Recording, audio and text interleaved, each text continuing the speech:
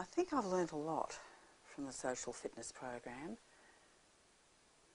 For a start, I'm much more accepting of my own shyness.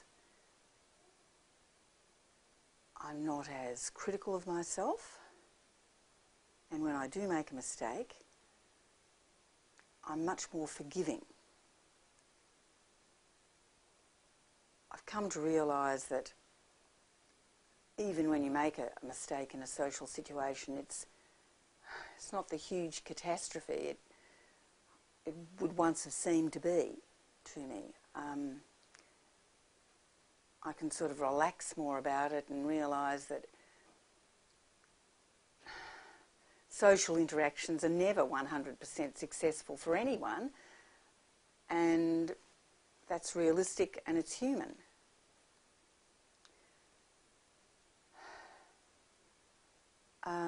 I think the other thing I've learnt is to question my automatic negative feelings about myself. I just used to always project these negative interpretations of my own behaviour and projections of what was going to happen. And the programs taught me to question that and realise that a lot of my automatic assumptions were in fact wrong. And I think I've become much more positive about myself, and I think that's very constructive. I've done a lot of work,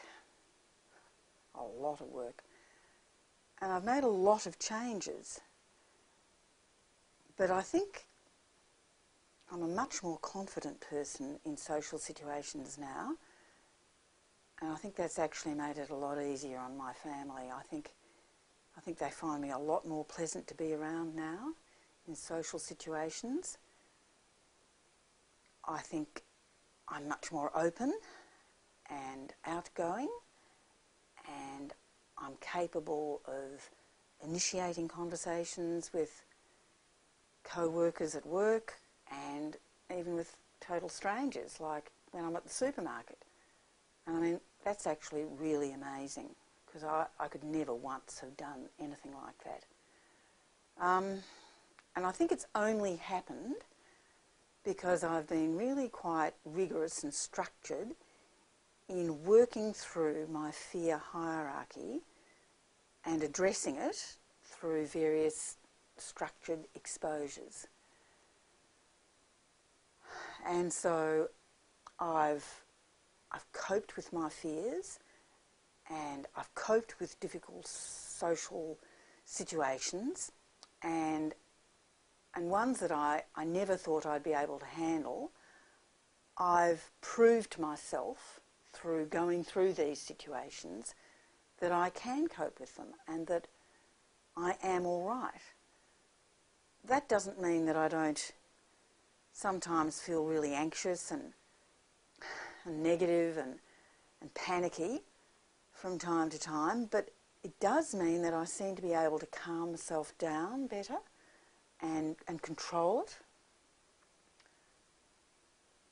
I do, however, realise that to maintain my social fitness, I have to keep on exposing myself to difficult and demanding social situations, and I guess that's going to be an ongoing factor in my life.